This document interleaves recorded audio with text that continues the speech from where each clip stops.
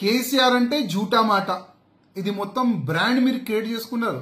X ముఖ్యమంత్రి గారు ఒక మంచి బ్రాండ్ ని మీరు క్రియేట్ చేసుకున్నారు.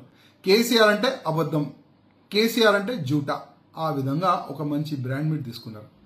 ఎక్స్ ముఖ్యమంత్రి గారు, నేను అసెంబ్లీ సాక్షిగా ఒక మాట అడిగిన, అసలు కేంద్రం నుంచి ఎన్ని నిధులు వచ్చినాయి, ఏదైనా హిసాబ్ చెప్తారా, వైట్ పేపర్ డిక్లేర్ చేస్తారా అంటే మీరే అసెంబ్లీ సాక్షిగా కూడా అబద్ధం మాట్లాడినారు.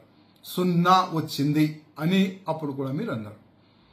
ఇవాళ ఈ 10 సంవత్సరాలు అంటే మీ సమయంలో 10 సంవత్సరాలు 10 లక్షల కోట్ల రూపాయలు కేంద్రం నుంచి వచ్చింది. మన తెలంగాణ ఇవాళ డెవలప్మెంట్ అయిందంటే అది కేంద్రం వల్లనే.